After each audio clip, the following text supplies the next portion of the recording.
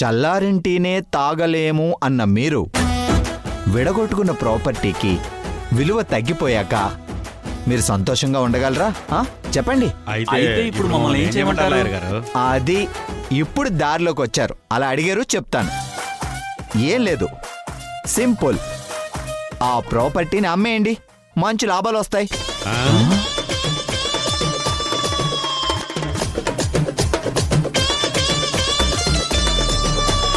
Court చుట్టూ తిరిగి time waste చేసుకునే కంటే అమ్మితే వచ్చే కోట్ల రూపాయల్ని ఇద్దరు చెరిసకం పంచుకొని మీకు కావాల్సిన సెంటర్లో షాపులు కొనుక్కోండి. మీ ఇద్దరి లైఫ్ హ్యాపీగా ఉంటుంది. మంచి ఐడియా ఇచ్చారు లాయర్ గారు. ఆ ప్రాపర్టీ అమ్మితే ఇంకా మా అన్నదమ్ముల మధ్య అసలు గొడవే ఉండదు. థాంక్యూ లాయర్ గారు.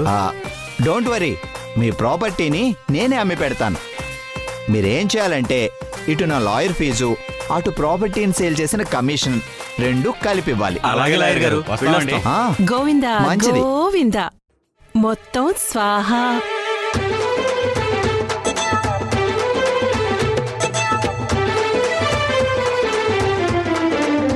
ఎవరండి ఆవిడ? మీకు వివరాలు కావాలా, పరిష్కారం కావాలా? పరిష్కారం కావాలండి. అయితే వెళ్ళండి. వెళ్ళొస్తామండి. రే, నోరు మీద ఏగలు దొరుకుతాయి, వెళ్ళి పని చూసుకో. అలాగే అయ్యగారు. లాయర్ గారు, మేమంతా విన్నాం. ఆ అన్నదమ్ముల కేసుని చాలా తెలివిగా పరిష్కరించారు. 5 ఏళ్లు పట్టే కేసుని 5 నిమిషాల్లో తేల్చేశారు. మీ తెలివితేటలు నాకు బాగా నచ్చాయి. అసలు ప్రాక్టికల్గా ఆలోచిస్తే ఎంతటి ప్రాబ్లం అయినా ఇట్టే సాల్వ్ చేయొచ్చు మ్యామ్. అది నా టాలెంట్ మేడం. మీ టాలెంట్ని మేము ఉపయోగించుకోవాలనే మీ దగ్గరకు వచ్చాం. మా పిల్లల గురించి కోర్టులో కేసు వేద్దాం అనుకుంటున్నాం. మా కేసు మీరే వాదించాలి. నా దగ్గరికి వచ్చి ఈ కేసులు, కోర్టులు, గొడవలు వద్దు అని నాతో గొడవ పడ్డాడు కదా. అదీ కాక చూసుకుందామని ఛాలెంజ్ కూడా విసిరాడు కదా. ఇప్పుడేంటి మళ్ళీ ఇలా వచ్చాడు? తాడో పేడో తేల్చుకుందామని ఇలా వచ్చాడా? అంటే నా పిల్లల్ని నాకు దూరం చెయ్యాలని ఫిక్స్ అయిపోయాడా? మీరు మా ఇంటికి వచ్చినప్పుడు వద్దు అని నేను అన్నాను, కానీ ఇప్పుడు నేనే కావాలి అంటున్నాను.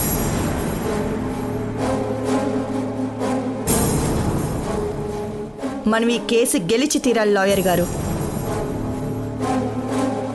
మేడం, నా దగ్గరికి ఎవరు వచ్చినా వాళ్ళ దగ్గర నుంచి ప్రాక్టికల్గా ఫీజు తీసుకొని తిరిగి వాళ్ళకి ప్రాక్టికల్గా గెలుపునిస్తాను.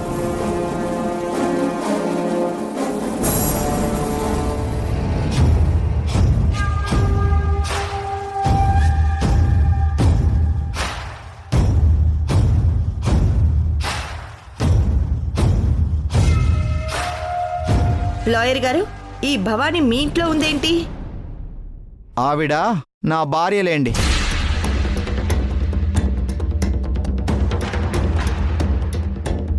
మీ భార్య? అది ఒకప్పుడులేండి. పక్కనుందే ఆవిడ క్లయింట్. ఇదిగో ఇంటి మధ్య ఉన్న గీతం చూసారా? ఈ ఎర్ర గీత ఏంటి? మేం విడిపోయి వేరువేరుగా ఉంటున్నాం. గీత అవతలి వైపు తనది, యువతలి భాగం నాది. మీ భార్య కూడా భర్తతో విడిపోయిందా? అందుకేనా భర్తని మోసం చేసిన ఆ భార్య కేసు తీసుకుని మరీ వాదిస్తోంది. అక్క,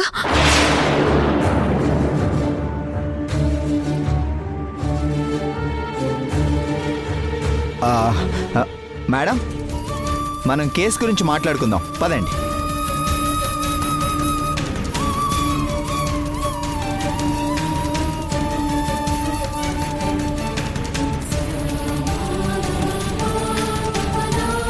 రే యష్, దాని మొహం ఏం చూస్తావురా?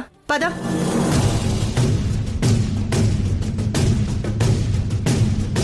కోర్టులో కేసు వెయ్యను అన్న యష్ ఇంతలోనే మనసు ఎందుకు మార్చుకున్నాడక్క?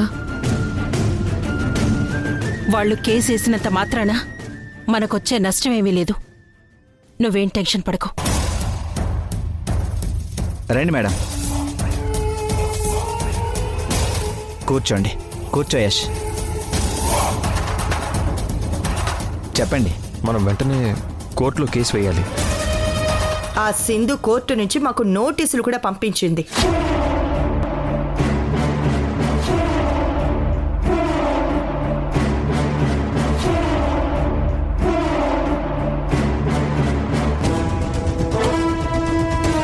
నేను మీ కేసు టేకప్ చేయాలంటే సింధు అసలు మీ జీవితంలోకి ఎలా వచ్చింది, మిమ్మల్ని ఎందుకు మోసం చేసింది, మీ మధ్య అసలు గొడవలు ఎందుకు వచ్చాయి, సింధు నుంచి మీరు పిల్లల్ని ఎందుకు వేరు చేశారు అన్నది ప్రతి విషయం నాకు డీటెయిల్గా కావాలి. చెప్పండి, అసలు ఏం జరిగింది చెప్పండి.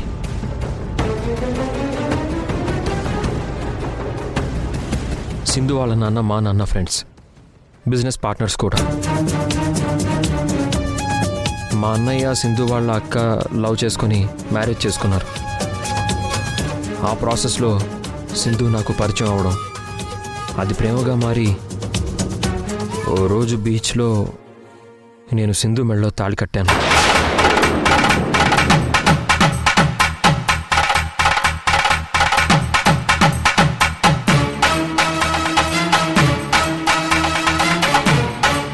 అంటే రాత్రి సింధు చెప్పింది కూడా కరెక్టేనన్నమాట.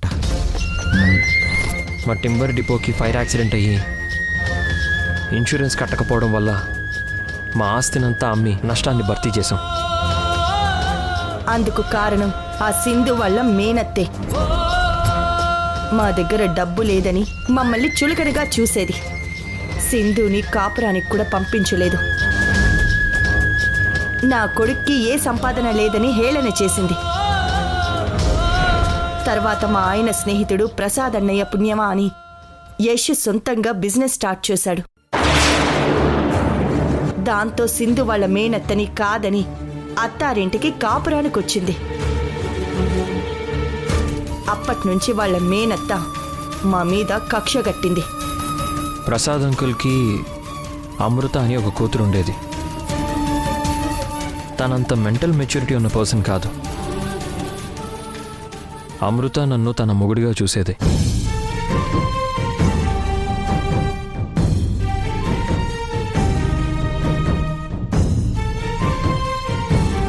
నేను మాత్రం తనను ఒక ఫ్రెండ్గానే ట్రీట్ చేశాను. సింధు కూడా ఇలాగే చెప్పింది. నా కంపెనీలో పనిచేసే వాసుతో అమృతకిచ్చి పెళ్లి చేద్దాం అనుకున్నాం. కానీ అమృత నన్ను పెళ్లి చేసుకుంటానని పట్టుబట్టింది.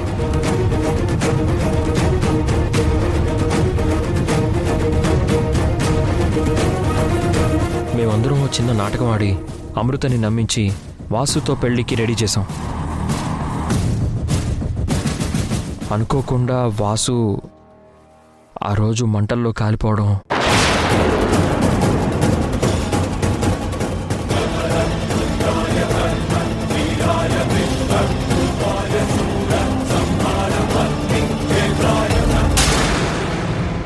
అది నేననుకొని అమృత షాక్ అయి కోమాలోకి వెళ్ళడం. ఆ ఇన్సిడెంట్ వల్ల అమృత మెంటల్గా మెచ్యూర్ అయింది. అప్పటినుంచి నన్నే మొగుడిగా ఫిక్స్ అయింది. నేను తన భర్తగా నటిస్తేనే అమృత బతుకుతుందని ఆ డాక్టర్లు చెప్పారు. అందుకు నేను ఒప్పుకోలేదు. సింధునే నన్ను బలవంతంగా ఒప్పించింది.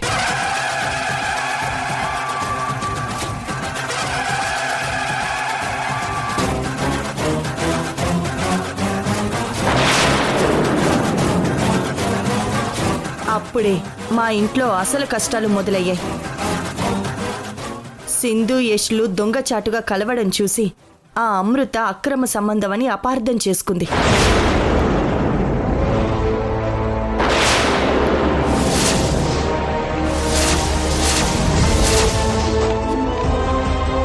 సింధుని ఇంట్లో నుంచి వెళ్ళగొట్టింది. తన మేనకోడలికి అమృత వల్లే ఇన్ని బాధలు అని సింధు మేనత్త అమృత మీద పగ పెంచుకుంది. వాళ్ళింట్లోనే ఓ రోజు అమృతని కత్తితో పొడిచి హత్య చేసింది.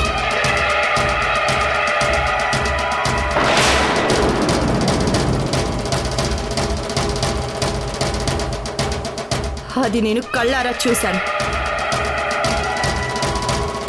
కానీ సింధు మాత్రం మా మేనత్త నిర్దోషి, తనని కాపాడే తీరుతాను అని బయలుదేరింది.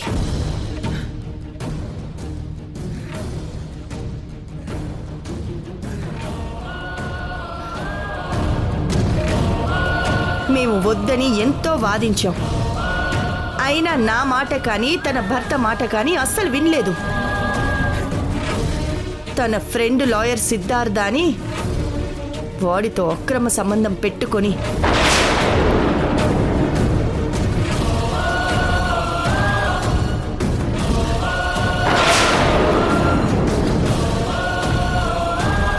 కేసుని తారుమారు చేసి ఎలాగైతేనే చివరికి వాళ్ళ మేనత్తని కేసు నుంచి బయట వేసింది.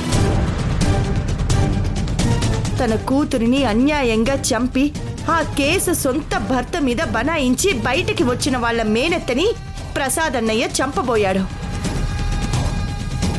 అది చూసిన సింధు ప్రసాద్ అన్నయ్య బ్రతుకుంటే ఎప్పటికైనా వాళ్ళ మేనత్త ప్రాణాలు తీస్తాడు అన్న భయంతో ప్రసాద్ అన్నయ్యని చంపేసింది.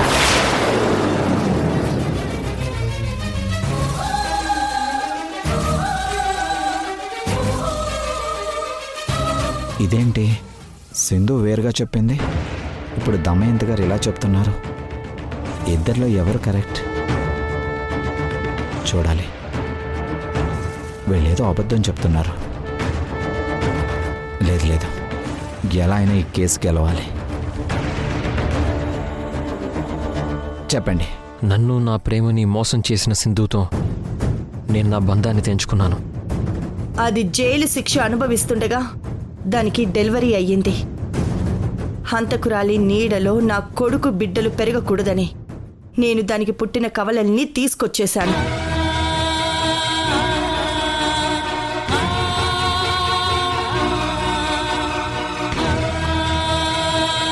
ఇది లాయర్ గారు జరిగింది. అయ్యయ్యో, దమయంతి తీసుకువెళ్ళిపోయింది ఆ పిల్లల్ని. ఇదే పాయింట్ మీద వెళ్తే కేసు పరిస్థితి ఏంటి? కరెక్ట్గా వెళ్తే ఈ కేసు డెఫినెట్గా మనం గెలవం. అడ్డదారిలోనే వెళ్ళాలి. కేసు గెలిచి భవానీకి ఎలా అయినా బుద్ధి చెప్పాలి.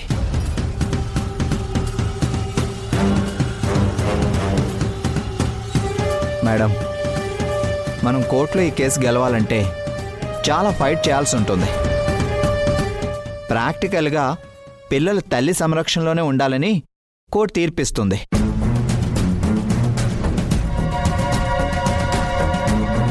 అలా జరగకూడదనే కదా లాయర్ గారు మేము మీ దగ్గరకు వచ్చింది.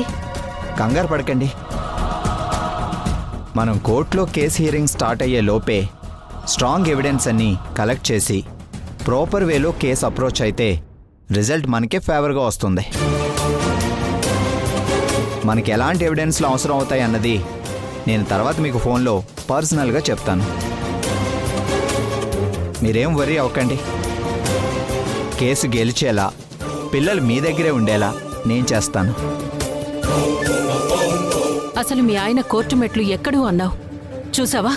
నిన్ను గెలవాలని, నీ పిల్లల్ని నీకు దూరం చెయ్యాలని సమస్యని కోర్టుకీడుస్తున్నాడు. ఇప్పటికైనా నీకు అర్థమైందా? మగాళ్ళంతా ఇంతే. తప్పు చేస్తారు, తమదే పైచేయి కావాలని కోరుకుంటారు. థ్యాంక్ యూ లాయర్ ఇట్స్ గారు. ఓకే. మీరు కనుక ఈ కేసు గెలిపిస్తే మీరు అడిగినంత ఫీజు ఇస్తాను. ప్రస్తుతం అడ్వాన్స్గా ఇది ఉంచండి.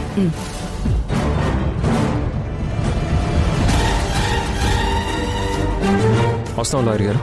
సరే యష్, వస్తాం.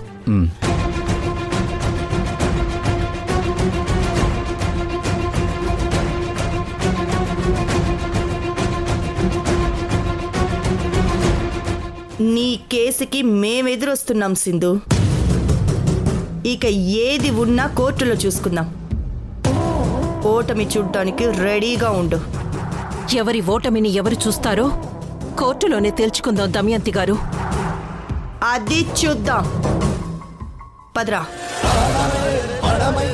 ఆడుతున్న చూడం ఇవ్వలే ఎప్పుడు ఎవరికి ఎలాంటి గెలుపు సాగులో విజయం వెలుగు ఈ వినోదం ఉన్నదే ఎప్పుడు మేలు కొలుపు భగ భగమని ఎగసిన మంటలు ఏ కాంతి కోసమో ధగ ధగమని మెరిసిన కత్తులు ఏ శాంతి కోసమో.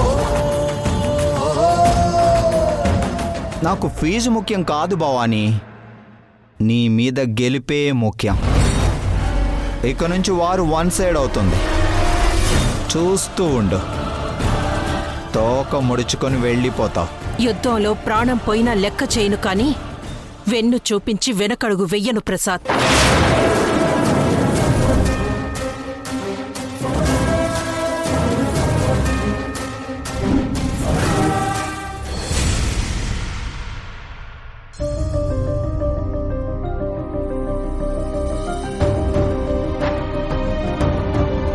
తాతయ్య ఎక్కడున్నారు?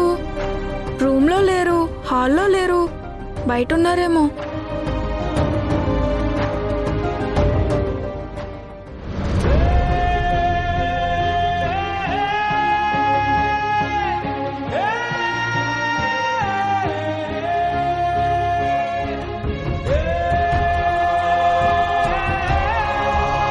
మా పిల్లల గురించి కోర్టులో కేసు వేద్దాం అనుకుంటున్నాం.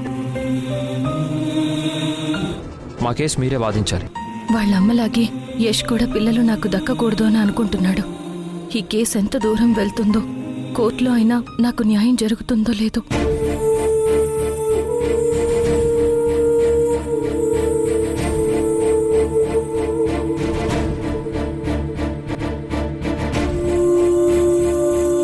తాతయ్య, ఒకసారి నీ ఫోన్ ఇస్తావా? దేనికి రిషి? అమ్మకు కాల్ చేద్దామని. మీ నాన్న నానమ్మ చూస్తే గొడవైపోతుందిరా. వాళ్ళు లేరులే, ఏదో పని మీద బయటకెళ్లారు. అయితే ఓకే.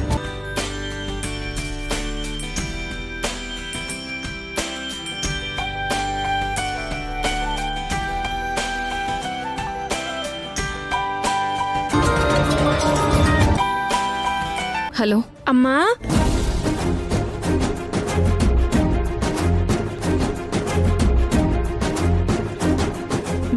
రిషి, ఎలా ఉన్నావు నాన్న? అక్కడ నువ్వు ఎలా ఉన్నావో ఇక్కడ నేను అలాగే ఉన్నానమ్మా. ఎందుకు నాన్న బాధపడుతున్నావు? ఏం జరుగుతుందో నాకంతా తెలుస్తుందమ్మా, అందుకే బాధ. ఏం తెలుస్తుంది నీకు?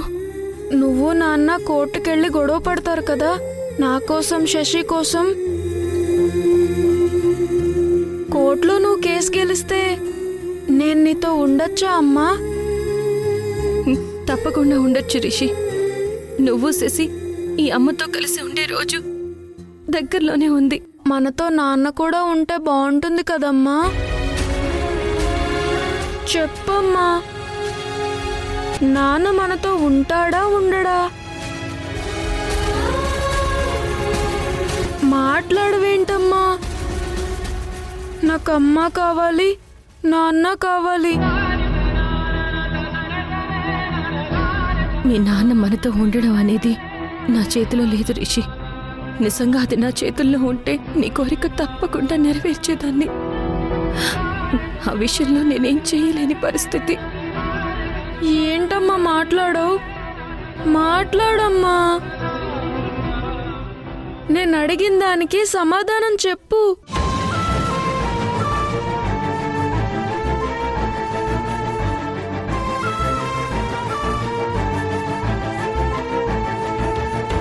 అమ్మా మాట్లాడు. నా మాట నీకు వినపడుతుందా? వింటున్నాను రిషి. పిల్లలు దేవుడు ఒక్కరే అంటారు. నీ కోరిక ఆ దేవుడు తీరిస్తే నాకంతకన్నా కావాల్సిందేముంది? నేను మీ నాన్నకి మిమ్మల్ని దూరం చేయాలనుకోవడం లేదు, కానీ పరిస్థితులు అందుకు భిన్నంగా ఉన్నాయి నాన్న. ఆ విషయంలో నేనేం చెయ్యలేని పరిస్థితి. రిషి, మీ నాన్న వాళ్ళు వచ్చినట్టున్నారా? మన లోపలికి వెళ్దాం పద. పోనిటివో రిషి, పద.